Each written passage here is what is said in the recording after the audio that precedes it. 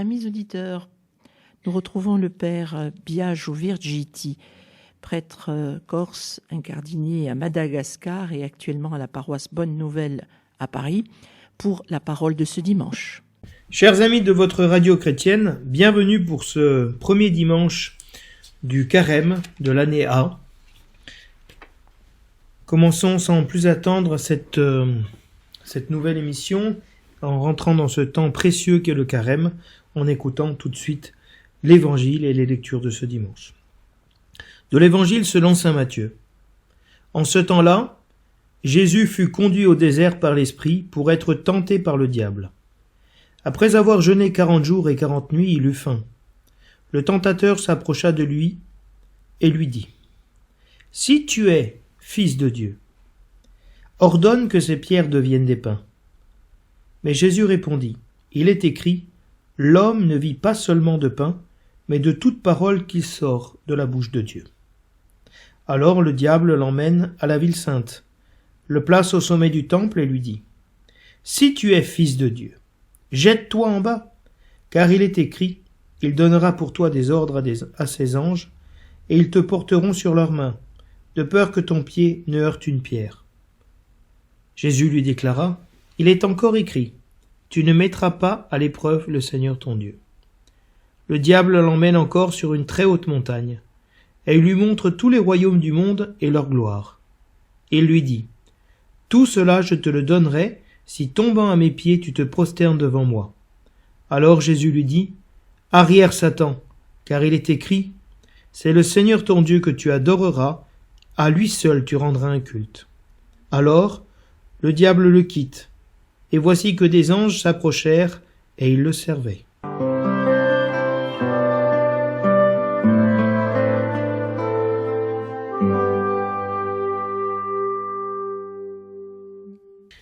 Du livre de la Genèse. Le Seigneur Dieu modela l'homme avec la poussière tirée du sol.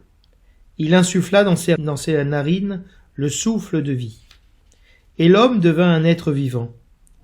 Le Seigneur Dieu planta un jardin en Éden, à l'Orient, et y plaça l'homme qu'il avait modelé. Le Seigneur Dieu fit pousser du sol toutes sortes d'arbres à l'aspect désirable et aux fruits savoureux. Il y avait aussi l'arbre de vie au milieu du jardin, et l'arbre de la connaissance du bien et du mal. Or le serpent était le plus rusé de tous les animaux des champs que le Seigneur Dieu avait fait. Et il dit à la femme : « Alors, Dieu vous a vraiment dit : vous ne mangerez d'aucun arbre du jardin ? » La femme répondit au serpent : « Nous mangeons les fruits des arbres du jardin. Mais pour le fruit de l'arbre qui est au milieu du jardin, Dieu a dit : vous n'en mangerez pas, vous n'y toucherez pas, sinon vous mourrez. » Le serpent dit à la femme : « Pas du tout, vous ne mourrez pas. Mais Dieu sait que le jour où vous en mangerez, vos yeux s'ouvriront, et vous serez comme des dieux, connaissant le bien et le mal. » La femme s'aperçut que le fruit de l'arbre devait être savoureux, qu'il était agréable à regarder, et qu'il était désirable cet arbre, puisqu'il donnait l'intelligence. Elle prit de son fruit, et en mangea. Et elle en donna aussi à son mari, et il en mangea. Alors leurs yeux à tous deux s'ouvrirent, et ils se rendirent compte qu'ils étaient nus.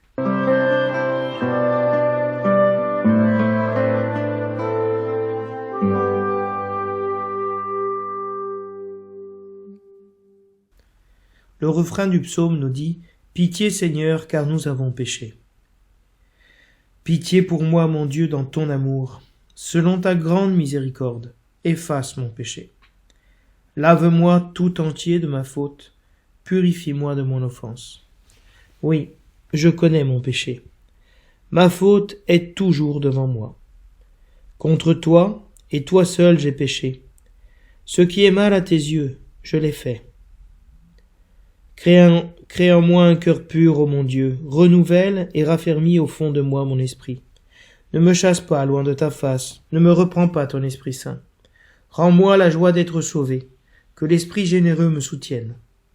Seigneur, ouvre mes lèvres, et ma bouche annoncera ta louange. Pitié, Seigneur, car nous avons péché.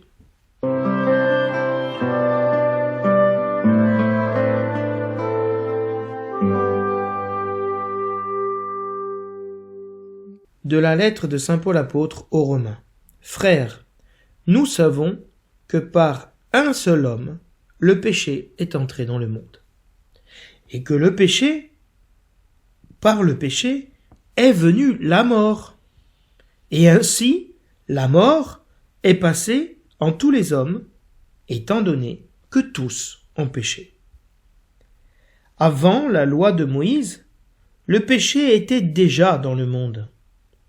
Mais le péché ne peut être imputé à personne tant qu'il n'y a pas de loi. Pourtant, depuis Adam jusqu'à Moïse, la mort a établi son règne. Même sur ceux qui n'avaient pas péché, par une transgression semblable à celle d'Adam. Or, Adam préfigure celui qui devait venir. Mais il n'en va pas du don gratuit comme de la faute. En effet, si la mort a frappé la multitude par la faute d'un seul, combien plus la grâce de Dieu s'est-elle répandue en abondance sur la multitude. Cette grâce qui est donnée en un seul homme, Jésus-Christ. Le don de Dieu et les conséquences du péché d'un seul n'ont pas la même mesure non plus. D'une part, en effet, pour la faute d'un seul, le jugement a conduit à la condamnation. D'autre part, pour une multitude de fautes, le don gratuit de Dieu conduit à la justification. Si en effet, à cause d'un seul homme, par la faute d'un seul, la mort a établi son règne, combien plus, à cause de Jésus-Christ et de lui seul, régneront-ils dans la vie, ceux qui reçoivent en abondance le don de la grâce qui les rend justes.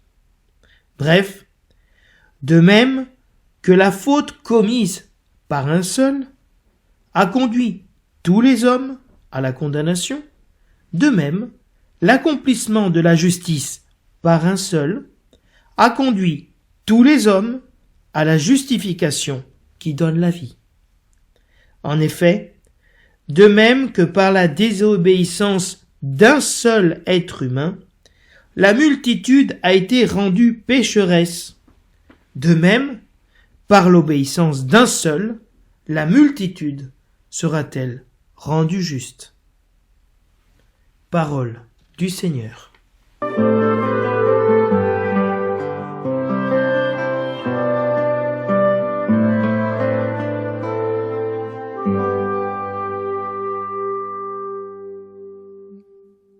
Avant d'aborder le thème de ce dimanche, il nous est nécessaire de comprendre en quoi consiste le temps du carême dans la liturgie romaine. Le terme quadragesima signifie la quarantaine, les 40 jours, et marque le temps qui nous prépare à la Pâque du Seigneur. Mais qu'est-ce que le carême, qui traduit la quadragesima en français? Voyons ce qu'en dit l'introduction au lectionnaire. Le temps du carême est ordonné à la préparation de la célébration de la Pâque. C'est-à-dire, le temps du carême est en fonction de la préparation à la Pâque. La liturgie du carême dispose en effet les catéchumènes, ces chrétiens qui se préparent au baptême, par les divers degrés de l'initiation chrétienne. Et les fidèles, donc elle prépare les catéchumènes d'un côté, donc ceux qui se préparent à devenir chrétiens dans la nuit pascale, à faire partie de l'Église, à devenir le corps du Christ. Ça, ce sont les premières personnes qui sont considérées dans la préparation du carême à la Pâque. Deuxièmement, les fidèles, par la commémoration du baptême et par la pénitence, ils sont préparés à célébrer le mystère pascal. Donc ici, que font les fidèles? Ils commémorent leur baptême. De fait, dans la veillée pascale, nous renouvelons la renonciation à Satan et à tout le mal, et nous confessons Jésus-Christ, et nous renouvelons, dans ce sens-là, les promesses de notre baptême. Donc, nous allons dans ce temps qui nous commémore le baptême. Qu'est-ce que le baptême ? Le baptême, c'est la Pâque. La Pâque, c'est le passage des ténèbres à la lumière. Ce qu'on entend dans la première lecture de la veillée pascale. Dieu crée la lumière au milieu des ténèbres. C'est le passage de l'esclavage à la liberté. Le peuple juif va passer la mer Rouge à pied sec et va passer de l'esclavage à la liberté. Et avec Jésus-Christ, c'est le passage de la mort à la vie. Donc le baptême et la Pâque, c'est la même chose. Même si le terme baptême signifie immersion, il est immergé dans l'eau, dans la mort du Christ pour ressusciter avec lui, mais c'est la même réalité pascale. Pour ça, les fidèles sont préparés à la commémoration de leur baptême pour célébrer le mystère pascal. Célébrer le mystère pascal qui signifie passion, mort et résurrection. À travers la pénitence. Pourquoi la pénitence ? Parce que la pénitence a pour but de faire mourir en nous les œuvres de la chair, le vieil homme. C'est ce que font les catéchumènes dans la préparation au baptême. Ils apprennent à connaître Dieu, à se connaître et à faire mourir en eux les œuvres du mauvais, les œuvres de la chair. Et donc de vaincre les tentations de la chair. Le document continue. Le carême se déroule du mercredi des cendres au matin du jeudi saint. Les lectures des 5 premiers dimanches de carême se présentent de la manière suivante. Pour l'évangile, aux 2 premiers dimanches, on a gardé les récits traditionnels de la tentation et de la transfiguration du Seigneur, lus dans les 3 synoptiques. Je reviendrai sur ces 2 évangiles. Pour les 3 dimanches suivants, on a rétabli pour l'année A, qui est l'année que nous sommes en train de célébrer maintenant, les évangiles traditionnels, c'est-à-dire de la tradition, les évangiles traditionnels de l'initiation chrétienne, qui sont la Samaritaine, l'aveugle de naissance, Lazare ressuscité. En raison de leur importance, ces 3 évangiles, on peut les utiliser aussi pour les années B et C, en particulier là où il y a des catéchumènes qui seront baptisés dans la nuit pascale. Les lectures de l'Ancien Testament se réfèrent à l'histoire du salut, qui est un des thèmes fondamentaux de la catéchèse du carême. L'histoire du salut, comment Dieu a sauvé les hommes, comment Dieu s'est révélé, comment Dieu s'est incarné. Le document continue, chaque année, la série des lectures évoque les principales étapes de cette histoire.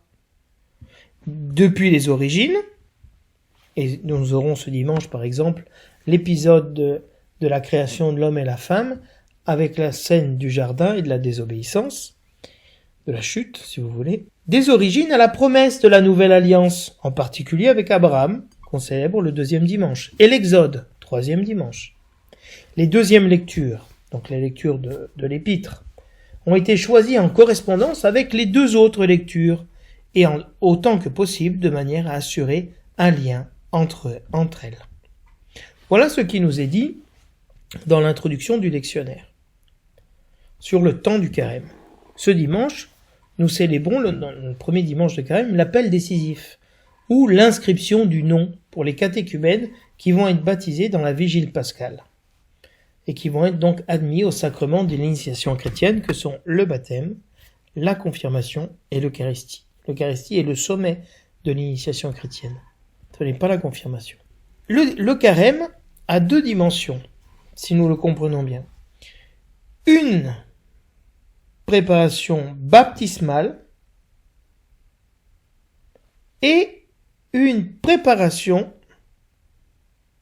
donc baptismale catéchuménale et une préparation pénitentielle de conversion. Ce sont les 2 aspects du carême. Et vous avez vu que le lectionnaire nous disait que pour les évangiles, on a gardé 2 récits de la tentation et la transfiguration, d'une part, et 3 évangiles qui étaient utilisés dans la catéchèse baptismale. La Samaritaine, l'aveugle de naissance, l'aveugle-né et Lazare, la résurrection de Lazare. Et en fait, il y avait deux types de carême. Un carême qu'on appelait baptismal, catéchuménal, où on lisait, pendant les 3 dimanches du carême, l'évangile de la Samaritaine, à cause du thème de l'eau, qui est un thème baptismal, la catéchèse baptismale de l'aveugle de naissance, qui retrouve la lumière en se lavant à la piscine de Siloé, donc image du baptême qui redonne la vie. Image de cette eau avec la Samaritaine qui donne la vie éternelle. Et Lazare ressuscité. Alors, Lazare ressuscité, il n'y a pas d'eau, c'est pas le baptême. Mais le baptême est le passage de la mort à la vie, de la mort du vieil homme et de la résurrection. Donc, ce sont ces 3 évangiles qui étaient, dans la catéchèse primitive, une clé de la préparation à la veillée pascale pour les catéchumènes.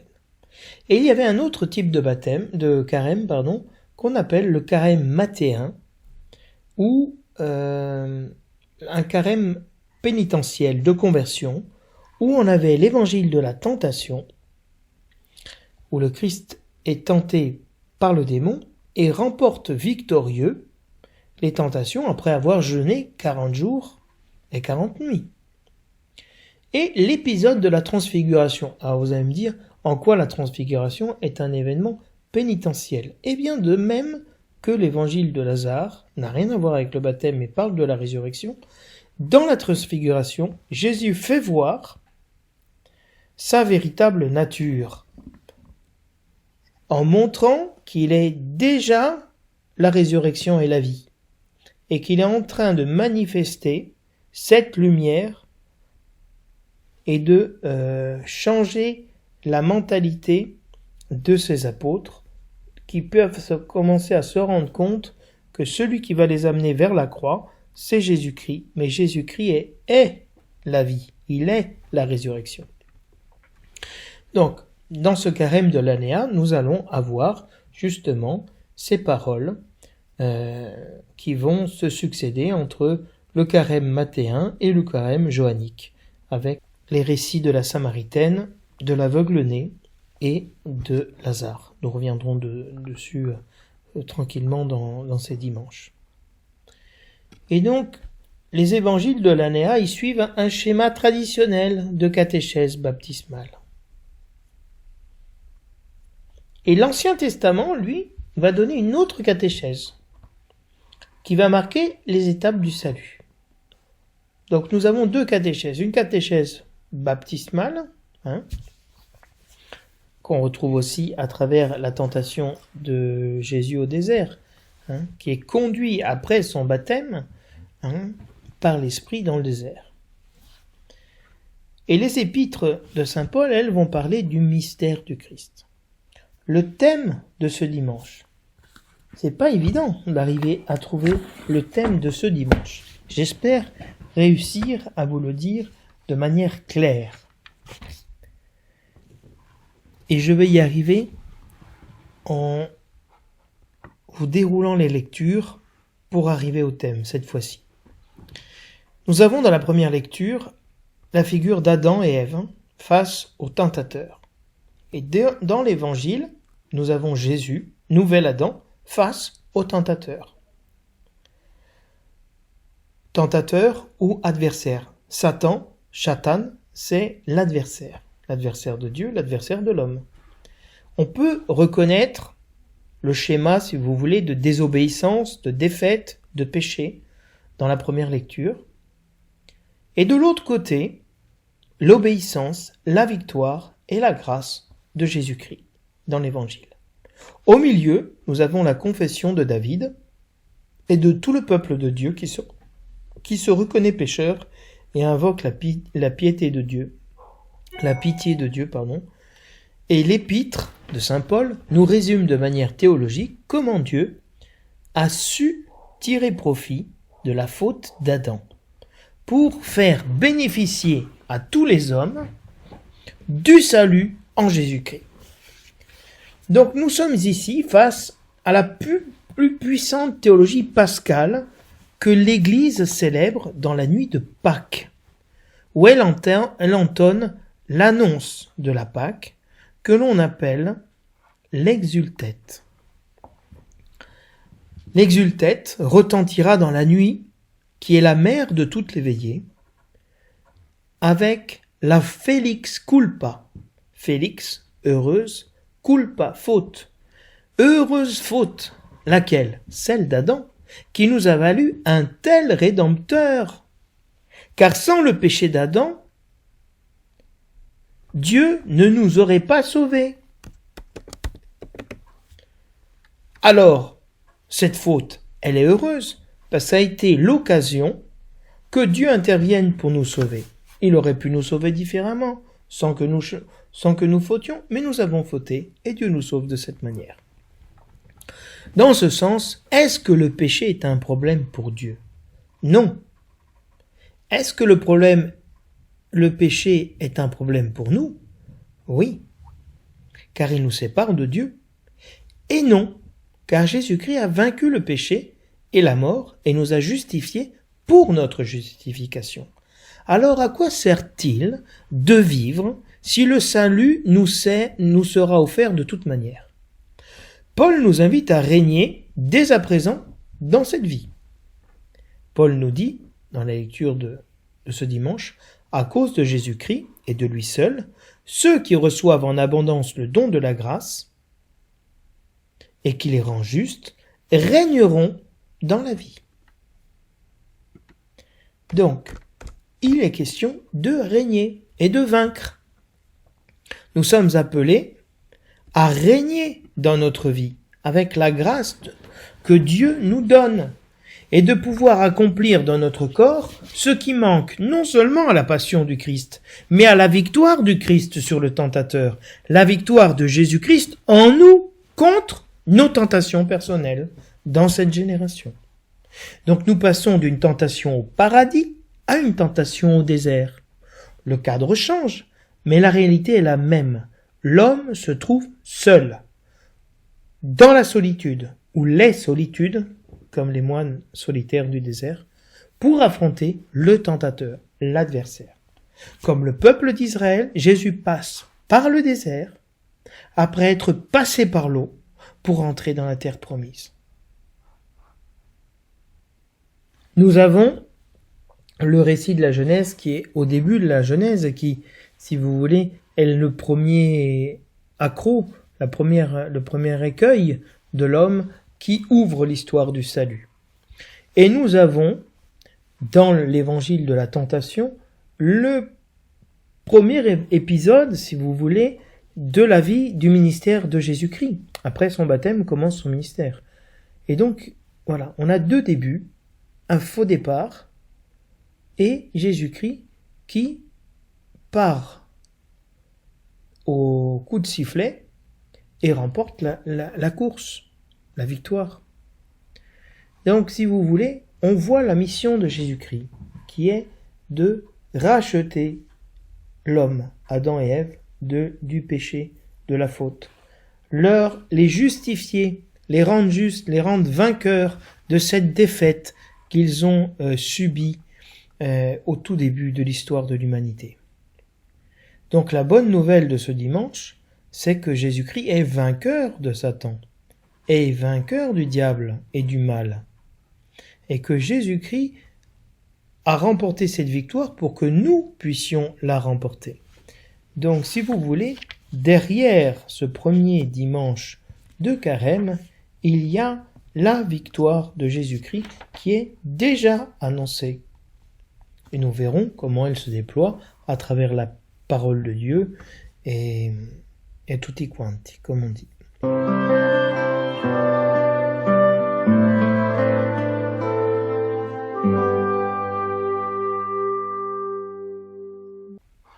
Je voudrais maintenant vous faire entrer dans la richesse de ce qu'on appelle l'euchologie, c'est-à-dire la prière de l'Église dans ce temps de Carême, dans ce premier dimanche de Carême. Peut-être vous vous souvenez, lorsque nous avons fait les émissions pendant le temps de Noël, qu'il y avait une grande richesse de la théologie de l'Église de sa compréhension de la parole de Dieu, de sa méditation par les pères de l'Église, avec des formules poétiques à travers lesquelles elle devient prière. Et nous avons parlé de toutes les prières qui se font dans la messe, dans le missel, et aussi qui sont présentes dans la liturgie des heures, où il y a des antiennes particulières. Donc, plus que d'expliquer, je voudrais encore une fois vous montrer, vous proposer de manière synthétique ces prières pour montrer comment l'Église nous accompagne dans ce temps. L'oraison de collecte qui ouvre la messe nous dit « Dieu Tout-Puissant, toi qui nous invites chaque année à vivre le carême en vérité, donne-nous de progresser dans l'intelligence du mystère du Christ et d'en rechercher la réalisation par une vie qui lui corresponde. » Donc nous sommes invités chaque année, avec le carême, à vivre en vérité. Quelle est la vérité? Que nous sommes des pécheurs et que Dieu est amour, que Dieu nous sauve. De pouvoir progresser dans l'intelligence du mystère du Christ, qui n'est pas une intelligence intellectuelle, mais qui est fruit de l'expérience acquise par le chrétien dans le combat de sa vie. Et d'en rechercher la réalisation, il veut rechercher la réalisation du mystère du Christ dans sa vie, par une vie féconde. Il va y avoir, pour chaque dimanche du carême cette année, une préface propre qui correspond à l'évangile qui est proclamé. Et l'embolisme, cette partie centrale qui change tous les dimanches, nous dit « En jeûnant 40 jours au désert, il consacrait le temps du carême. Lorsqu'il déjouait les pièges du tentateur des origines, il nous apprenait à écarter le ferment du mal. Ainsi pourrons-nous célébrer dignement le mystère pascal et enfin passer à la Pâque éternelle. » Je vous la commande brièvement. Donc Jésus-Christ a jeûné au désert 40 jours pour consacrer ce temps. Il y a un temps qui est consacré au Seigneur, à Dieu, un temps pour combattre, un temps d'entraînement. Et quel est le but de ce temps? Jésus a déjoué les pièges du tentateur. Quel est ce tentateur? C'est le tentateur des origines qui a tenté Adam et Ève, qui revient à la charge, et Jésus a déjoué ses pièges. Et donc, il n'avait plus de prise sur lui. Il nous apprenait à écarter le ferment du mal. Il y a un ferment du mal dans nos pensées, dans ce monde. Il y a le mystère de l'iniquité qui rôde dans ce siècle, comme dans tous les siècles. Et Dieu nous apprend à écarter ce ferment, donc à renoncer au mal pour choisir Jésus-Christ. Pourquoi faire tout cela? Pour célébrer dignement le mystère pascal, avec des azymes de pureté. Pour célébrer le mystère pascal et passer à la Pâque éternelle, passer de ce monde vers le Père. Jésus-Christ a célébré sa Pâque, qui n'est plus la Pâque de passage de l'esclavage à la liberté par le peuple hébreu, mais c'est le passage de Jésus-Christ de la mort à la vie, c'est-à-dire de ce monde vers le Père. L'antienne d'ouverture de la messe nous dit « Quand mon serviteur m'appelle, dit le Seigneur, moi je lui réponds. Je veux le libérer, le glorifier de longs jours, je veux le rassasier. » Quel est ce serviteur? Jésus-Christ. Quel est ce serviteur? Chacun d'entre nous. L'Église, corps du Christ. Quand nous servons le Seigneur et nous l'appelons, lui nous répond et nous sauve. L'antienne de communion récite, au choix, soit le verset de Matthieu 4, soit le psaume 90. L'homme ne vit pas seulement de pain, mais de toute parole qui sort de la bouche de Dieu. Et ce refrain-là, on l'entend énormément en ce jour, comme vous le verrez. Ou bien le psaume 90, le Seigneur te couvre et te protège, tu trouves sous son aile un refuge. Donc c'est vraiment Dieu qui protège et qui donne la victoire à son Messie. La prière sur les offrandes récite « Alors que nous célébrons les débuts de ce temps très saint », donc c'est un temps consacré, un temps qui est saint, nous te prions Seigneur, fais que nos cœurs correspondent vraiment aux offrandes que nous allons présenter.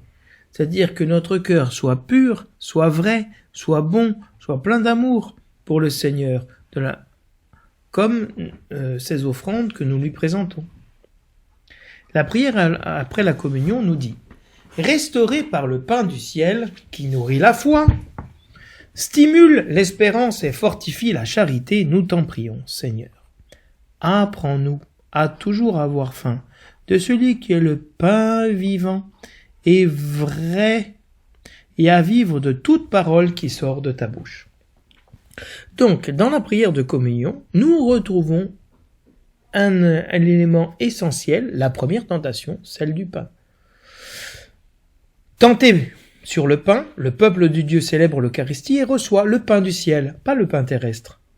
Il est nourri, non pas physiquement seulement, par ce pain fait de farine et ce vin fait de raisin, mais il est nourri dans la foi. Ce pain céleste, le corps de Christ, nourrit la foi de l'homme, du chrétien, et stimule l'espérance et fortifie la charité. Les trois œuvres, foi, espérance et charité, qui sont des vertus théologales, des dons de Dieu. Seigneur, apprends-nous à toujours avoir faim. Quelle bonne idée. De qui? De quoi? De celui qui est le pain vivant et vrai. Je suis le pain vivant descendu du ciel, nous dit Jésus-Christ. Qui mange ma chair et boit mon sang aura la vie éternelle. Donc d'avoir faim de Jésus-Christ et de toute parole qui sort de ta bouche. Donc nous avons deux nourritures, parce que nous avons deux tables. La table de la parole de Dieu, où nous écoutons la parole dans la première partie de la messe, et la table eucharistique, où nous mangeons le pain eucharistique. Le pain de la parole et le pain eucharistique. C'est le même pain pour l'Église. Parce que l'Église voue la même adoration à la parole de Dieu que au très saint sacrement. Donc nous sommes invités à avoir toujours faim de Jésus-Christ et de sa parole. Et puis il y a une prière sur le peuple qui est une forme de bénédiction ancienne que j'essaierai de vous expliquer mieux lorsque j'aurai étudié cette forme un peu plus approfondie cette notion de cette prière pro popolo. Et l'on dit « Que descende sur ton peuple, Seigneur, l'abondance de ta bénédiction, afin que dans l'épreuve grandisse l'espérance, que dans la tentation s'affermisse le courage, et que soit accordée la rédemption éternelle. » Donc nous supplions Dieu de nous bénir, pour que, dans l'épreuve dans laquelle nous sommes, puis notre espérance puisse grandir, l'épreuve. Mais que dans la tentation, notre courage s'affermisse, pour ne pas nous décourager. Ne nous laisse pas succomber, nous décourager face à la tentation. Et qu'à la fin soit accordée la rédemption, le salut éternel. Voilà ce que nous disent les prières de l'Église en ce dimanche. Voyons maintenant ce que nous dit la liturgie des heures, qui reprend comme chaque temps fort son habitude de donner au psaume du dimanche des antiennes propres, qui donnent au temps du carême sa tonalité baptismale et pénitentielle. Les antiennes des psaumes des premières vêpres récitent « Vois notre cœur brisé, notre esprit humilié, c'est là notre sacrifice, qu'il te plaise, Seigneur. À ton cri, le Seigneur répondra, à ton appel il dira « Me voici ». Le juste est mort pour les coupables, afin de nous offrir à Dieu. Mis à mort dans la chair, il est ressuscité dans le Christ. Et l'antienne du Magnificat de ces premières vêpres récite « L'homme ne vit pas seulement de pain, mais de toute parole sortant de la bouche de Dieu. » Donc vous voyez combien on a cet aspect pénitentiel et aussi ce salut que Dieu œuvre, cette réponse de Dieu à l'homme qui l'invoque à sa conversion. L'antienne du psaume invitatoire, qui ouvre, si vous voulez, la prière de la journée, nous dit « Les yeux fixés sur Jésus-Christ, entrons dans le combat de Dieu. » Et cette antienne, elle est pour tout le carême jusqu'à la semaine sainte. Le carême dure jusqu'à la semaine sainte. Alors il y a même dans les documents du magistère un peu un flou. Est-ce qu'il dure jusqu'au dimanche des rameaux? Est-ce que le dimanche des rameaux fait partie du carême ou c'est déjà la semaine sainte? Parce que le document que je vous ai lu disait que ça durait jusqu'au jeudi saint. Et c'est pas tout à fait aussi simple que ça. Donc le carême est un combat de Dieu, pas le nôtre. C'est le combat de Dieu. Et nous pouvons avoir les yeux fixés sur Jésus-Christ. Regardez Jésus-Christ. Ils regarderont celui qu'ils ont transpercé. Et en regardant celui que nous avons transpercé, nous sommes vainqueurs, nous sommes sauvés. Et nous pouvons entrer dans un combat qui est le combat de Dieu. Les antiennes du psaume de l'office des lectures nous disent « Si le grain ne tombe en terre, il reste seul, mais s'il meurt, il porte beaucoup de fruits. » Déjà le prince de ce monde est terrassé. Le Fils de l'homme élevé sur la croix attire à lui tous les hommes. Criez vers le Seigneur, il vous arrachera des mains de vos ennemis. Donc nous voyons que le prince de ce monde est terrassé, la victoire est remportée, et Dieu nous arrachera à la main de nos ennemis. Mais qu'il est nécessaire de mourir, de faire mourir en nous le vieil homme, d'être humilié, y compris dans la tentation, pour pouvoir régner avec le Christ. Le verset qui suit la proclamation des psaumes, de l'office des lectures, et qui introduit aux lectures bibliques et patristiques, récite « L'homme ne vit pas seulement de pain, mais de toute parole qui sort de la bouche de Dieu. » Nous retrouvons donc, de nouveau, ce verset qui est central ce dimanche, et qui résume, si vous voulez, les tentations. Les antiennes du psaume des Laudes récitent « Toute ma vie, je vais te bénir, levez les mains en invoquant ton nom. » Chantez louange à Dieu, à lui haute gloire éternellement. Le Seigneur aime son peuple, il donne aux humbles l'éclat de la victoire. Pourquoi louer Dieu toute notre vie? Pourquoi le chanter? Parce qu'il nous aime et qu'il nous donne la victoire. La victoire sur qui? Sur l'adversaire, sur le tentateur. La lecture brève des Laudes a été choisie pour manifester que le dimanche de Carême, le jeûne et la tristesse ne sont plus de mise. En nous proclamant le texte de Néhémie, chapitre 8, versets 9 et 10, « Ce jour est consacré au Seigneur votre Dieu. Ne prenez pas le deuil, ne pleurez pas, car ce jour est consacré à notre Dieu. Ne vous affligez pas, la joie du Seigneur est votre rempart. » Et c'est très important parce que les dimanches de Carême ne sont pas dans le compte des 40 jours de pénitence. C'est pour cela qu'ont été ajoutés le mercredi des cendres, le jeudi après les cendres, le vendredi après les cendres, le samedi après les cendres. Pour qu'il y ait 40 jours de jeûne, de pénitence. Le jeûne, c'est la pratique de la pénitence, si vous voulez. Ça ne veut pas dire qu'on ne va pas manger pendant 40 jours. Et donc, le dimanche, c'est interdit de jeûner, interdit de se mettre à genoux. Il y a un concile de Nicée, qui a interdit aux chrétiens de se mettre à genoux. Parce que c'est une position d'adoration, de pénitence, et le chrétien a reçu dans le baptême la victoire de Jésus-Christ sur la mort. Il est divinisé, il est ressuscité. Jésus ressuscité est debout, ou assis à la droite du Père, mais pas à genoux. Donc ce n'est pas un jour pour s'affliger, mais c'est un jour de joie, que la joie du Seigneur soit notre rempart, notre plénitude de joie. L'antienne du Benedictus des Laudes nous récite « Jésus fut conduit par l'Esprit au désert pour être tenté par Satan. Il jeûna 40 jours, 40 nuits, et connut la faim. » Donc ici, il est bien mis l'accent sur le premier verset que Jésus-Christ a été conduit par l'Esprit Saint au désert pour être tenté, pour être mis à l'épreuve par l'accusateur. Cette importance du jeûne de 40 jours, 40 nuits, de connaître la faim. Jésus-Christ s'est fait semblable à nous. L'antienne commune au psaume du milieu des jours nous récite « Ma force et mon chant, c'est le Seigneur ». Nous sommes dans le jour de la victoire, nous l'annonçons. Les antiennes des psaumes des secondes vêpres récitent « Tu adoreras le Seigneur ton Dieu, c'est lui et lui seul que tu serviras ». On comprend bien ici l'écho qu'il y a avec l'évangile. C'est le Seigneur ton Dieu seul que tu adoreras. La deuxième psaume nous dit « Voici le temps favorable, voici le jour du salut », qui est le texte qui a été utilisé dans le mercredi des cendres de saint Paul aux Corinthiens. Le moment favorable, c'est le carême. Le moment favorable, le jour du salut, le jour de la victoire, c'est le dimanche, la victoire de Jésus-Christ sur le mal. Troisième antienne, voici que nous montons à Jérusalem. Là, ce qui fut écrit du Fils de l'homme s'accomplira. Et donc, nous voyons bien que Jésus est venu pour accomplir le salut. La troisième antienne introduit un cantique néo-testamentaire propre au dimanche de Carême, qui est tiré de la première épître de Pierre et qui récite « C'est pour nous que le Christ a souffert, il nous a marqué le chemin pour que nous allions sur ses traces. » Donc Jésus-Christ a souffert pour nous. Et quel est le chemin qu'il a marqué? Le carême, d'aller au désert, tenté par le démon, pour que nous marchions sur ses traces. Il n'a pas commis le péché. Dans sa bouche, on a pu trouver de mensonges. Insulté sans rendre l'insulte, maltraité sans proférer de menaces, il s'en remettait à celui qui juge avec justice. C'était nos péchés qu'il portait dans son corps sur le bois, afin que, morts à nos péchés, nous vivions pour la justice.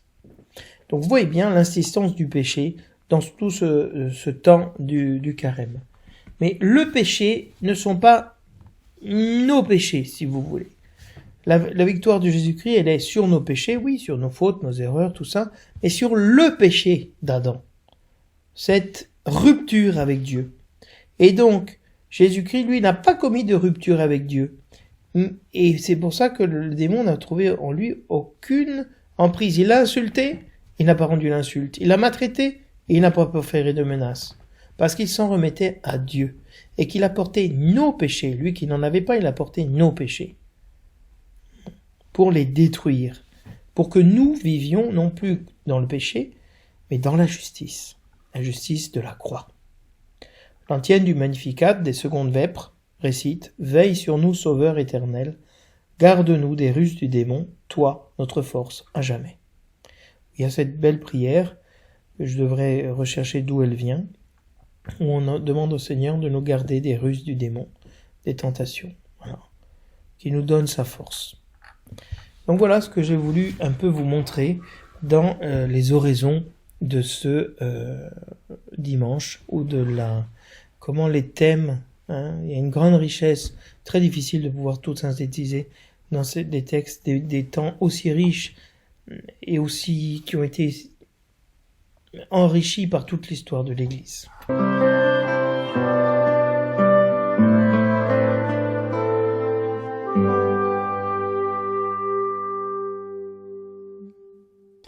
Nous allons essayer maintenant de commenter brièvement l'évangile de ce dimanche et les autres lectures, parce que, comme vous avez vu, aujourd'hui on commence la semaine, le temps du carême, donc je me suis permis de vous introduire à des réalités un peu plus générales.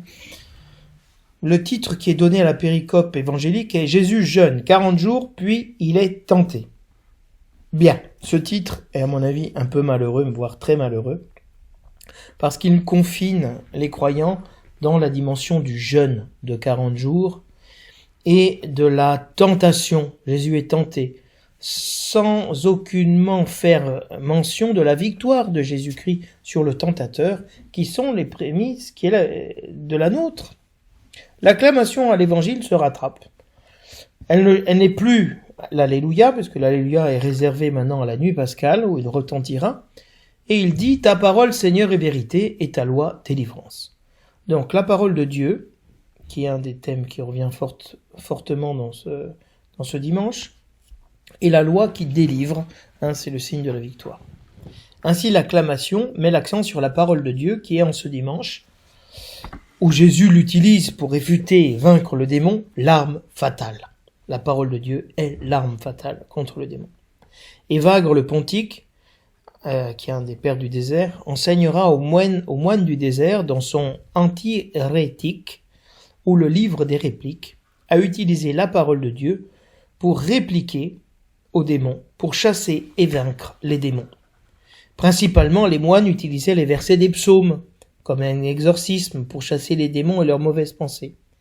Évagre va rassembler 500 pensées tirées de l'Ancien et du Nouveau Testament pour réfuter les 8 péchés capitaux. La manière de compter les péchés est différente en Orient et en Occident. Nous n'en avons que 7 car nous avons regroupé 2 d'entre eux. Dans sa règle, au numéro 28, Saint Benoît invite aussi à administrer aux frères pécheurs le remède des Saintes Écritures. Donc la parole de Dieu est fondamentale pour le chrétien et pour le baptisé. Le verset de l'Alléluia récite « L'homme ne vit pas seulement de pain, mais de toute parole qui sort de la bouche de Dieu. » Et là, nous avons donc ce refrain, ce verset qui symbolise et caractérise vraiment ce temps du carême. et cet évangile de ce jour. Le verset de l'évangile oriente donc les fidèles vers l'importance de l'écoute de la parole de Dieu dans ce temps de carême. La parole de Dieu n'est pas seulement pour nous, chrétiens, les saintes écritures, mais c'est fondamentalement Jésus-Christ, parole de Dieu, parole définitive de Dieu pour le monde. Jésus est la parole qui sort de la bouche de Dieu pour nous.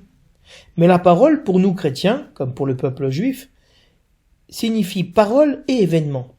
Nous sommes donc appelés à être attentifs aux paroles et aux événements que Dieu nous donne à vivre, pour les interpréter comme des paroles de vie, et combattre les pensées démoniaques qui veulent nous convaincre que Dieu ne nous aime pas et que les événements qu'il nous donne à vivre sont mauvais.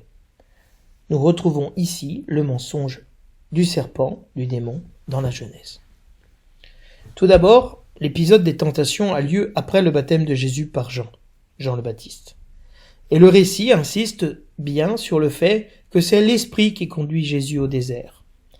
On retrouve une expression similaire en grec, avec une nuance dans sa forme verbale. On retrouve une expression similaire dans les contestations du peuple au désert qui se lamente, disant que Dieu les a fait monter dans le désert pour les perdre. Dans les livres de l'Exode, justement, vous nous avez menés dans ce désert pour faire mourir de faim toute cette multitude.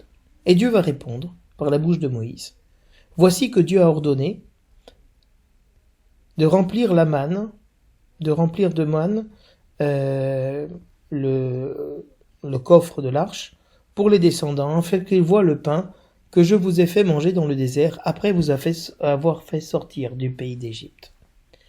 Et en Deutéronome 9, Moïse, qui dit, voilà, je suis resté effondré 40 jours et 40 nuits parce que Dieu voulait vous détruire, et j'ai demandé au Dieu de ne pas détruire son peuple, que tu as fait sortir d'Égypte, souviens-toi de tes serviteurs,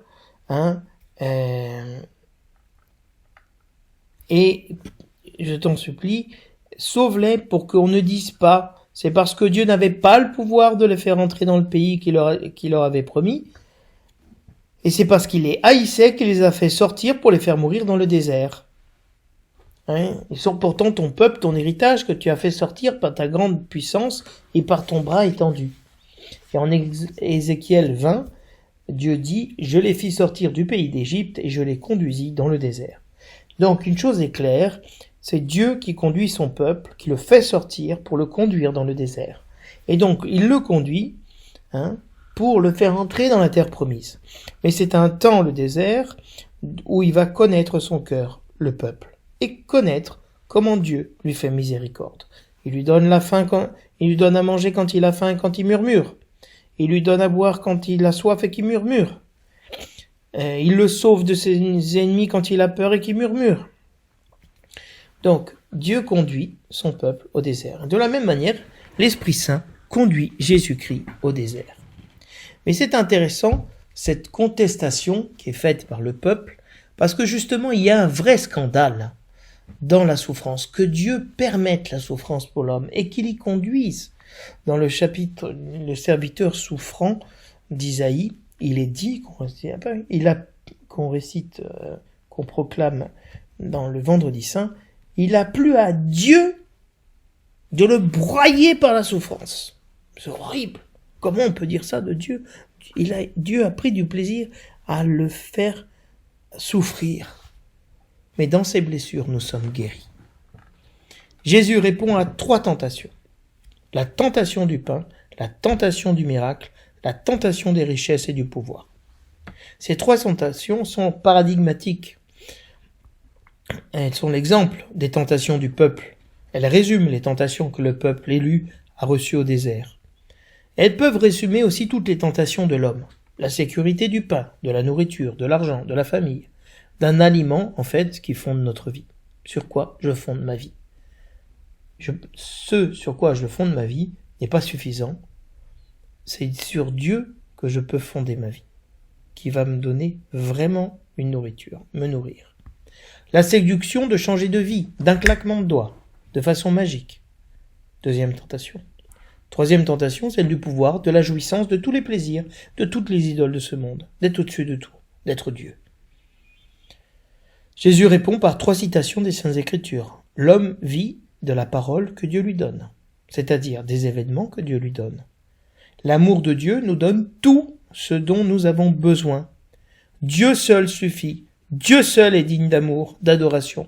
Seul Dieu est Dieu. Il n'y en a pas d'autre. Jésus remporte la victoire en 3 rounds, par jet de l'éponge de l'adversaire. Les anges le servent aussitôt en lui emportant de la nourriture, de l'eau, du réconfort, car l'épreuve est finie. L'épreuve ou la tentation se disent de la même manière en grec, pérasmon, en hébreu nissa. Épreuve et tentation, c'est la même chose. Le démon ne passe pas le test.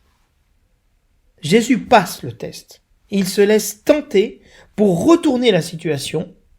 L'accusateur est mis en procès et il est défait. Comme dit le psaume, ils ont tendu un filet et ce sont eux qui sont tombés dedans. En fait, l'Esprit Saint conduit Jésus-Christ au désert pour défaire le démon dès le début et nous montrer la puissance de Jésus-Christ sur le mal. Qui abandonne? À 3 réponses de Jésus-Christ, il n'a plus de tentation, plus rien à dire.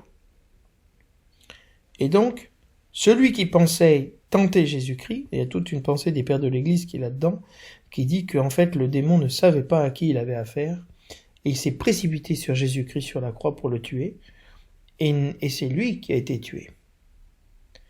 Donc voilà, je vous synthétise très brièvement toute cet évangile, parce que le temps se fait court, et il y a d'autres émissions à envoyer sur les ondes que la mienne.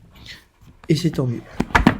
La première lecture a pour titre « Création et péché de nos premiers parents ». Donc c'est l'histoire du salut. Ici, dans cette lecture, l'Église nous propose de nous rappeler que nous avons péché à travers nos parents et que Dieu nous a tout donné par amour. Il nous a donné une petite limite. Et que cet arbre de la vie était au milieu du jardin. Mais dans le regard de la femme, cet arbre dont ils sont interdits de manger le fruit, celui de la connaissance du bien et du mal, va devenir le centre du jardin dans les yeux de la femme, qui va trahir ainsi son désir de manger de cet arbre. Et le démon leur dira « Mais Dieu vous a-t-il vraiment dit, vous ne mangerez d'aucun arbre ?» Dieu a dit « Vous pouvez manger de tout ?» Et lui dit « C'est vrai, vous ne pouvez manger de rien ?» Il renverse complètement le discours de Dieu.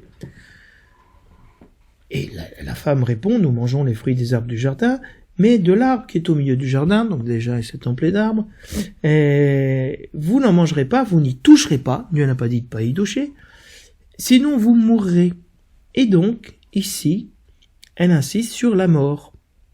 Le serpent lui dit « Mais pas du tout, vous ne mourrez pas. » Donc si Dieu a dit « Vous mourrez », le démon dit « Dieu est un menteur, parce que vous n'allez pas mourir. » En fait, Dieu est jaloux, Dieu vous trompe, Dieu ne vous aime pas, parce qu'il sait que lorsque vous allez manger, vos yeux vont s'ouvrir. Et de fait, leurs yeux s'ouvriront, mais ils ne seront pas comme des dieux, ils verront qu'ils sont tout nus. Alors qu'avant, ils n'avaient pas de honte à être nus. Vous serez comme des dieux connaissant le bien et le mal. Ils ne connaissent rien après, ils connaissent surtout le mal, et pas tellement le bien. Et donc, ils en mangent et ils deviennent nus, et ils découvrent leur nudité, leur honte. Ils font l'expérience de la mort. La mort dont parlait Dieu, c'est pas une mort physique, c'est une mort existentielle, la séparation avec Dieu. La séparation avec l'autre et la séparation avec la création. La séparation avec soi-même. Ça, c'est l'œuvre du péché. C'est pour ça que le psaume répond à ce premier péché des hommes en disant « Pitié mon Dieu, selon ta grande miséricorde, efface mon péché. Lave-moi tout entier de ma faute. » Ce psaume 51, appelé le Miserere, on demande à Dieu de faire miséricorde, de nous laver de cette faute. Et que fera Dieu? Dieu le fera, avec Jésus-Christ. L'Épître aux Romains continue en nous disant, voilà, et cette insistance, peut-être vous l'avez entendu dans la proclamation, j'ai un peu exagéré, mais c'était pour vous aider à comprendre. Un seul homme, Dieu a voulu enfermer à travers la faute d'Adam tous les hommes dans la désobéissance, pour faire à tous miséricorde par un seul homme, qu'est Jésus-Christ, pour ça que l'incarnation de Jésus-Christ est fondamentale, parce que c'est comme ça qu'il nous sauve, en se faisant l'un de nous. Et il a détruit, et la mort, le péché, c'est une désobéissance, mais ce qui est grave, c'est la mort qu'il nous donne, qui nous sépare les uns des autres, qui nous sépare de Dieu, nous fait mourir notre âme. Une mort existentielle, de vivre éternellement seul, qui est la condition du serpent. Le démon est éternellement seul. Il est seul. Il n'est pas capable de rentrer en relation avec les autres. Dieu est le seul Dieu, mais il n'est pas seul.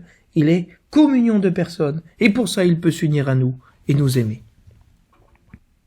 Donc cette mort qui a régné, elle s'arrête en Jésus-Christ. Et Jésus-Christ est le nouvel Adam. Cet Adam qui a transgressé, qui a péché, qui a vécu cette mort, il préfigurait le nouvel Adam.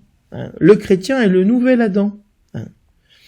Et donc cette grâce, là où le refrain du psaume, le titre du psaume nous dit, là où le péché s'est multiplié, la grâce a surabondé, qui est une des clés de l'écriture et aussi de cette théologie de la Felix culpa, de l'heureuse faute. Sans le péché d'Adam, le Christ nous aurait pas sauvés. Et bien sûr que le péché s'est multiplié, mais la grâce s'est surmultipliée. Et il n'y a pas de commune mesure. Il y a une différence énorme entre l'abondance de la grâce qui nous rend justes en Jésus-Christ et la mort qui nous est donnée par le péché. Donc voilà, le Seigneur nous invite vraiment à rentrer dans cette victoire pascale, à aller vers la Pâque, où Jésus-Christ a déjà remporté pour nous la victoire. Alors je m'excuse d'avoir été un peu long, d'être allé peut-être un peu vite dans la diction, dans la manière de parler. Mais voilà, nous sommes en chemin vers Pâques. Le Seigneur nous aime beaucoup, nous ouvre cette route. Je vous souhaite à tous et à toutes, et je prie vraiment pour que chacun de vous, auditeurs, vous puissiez vous préparer à ce combat et que vous puissiez voir la victoire de Jésus-Christ sur toutes vos tentations et son pardon et sa miséricorde dans chacune de vos vies. À très bientôt.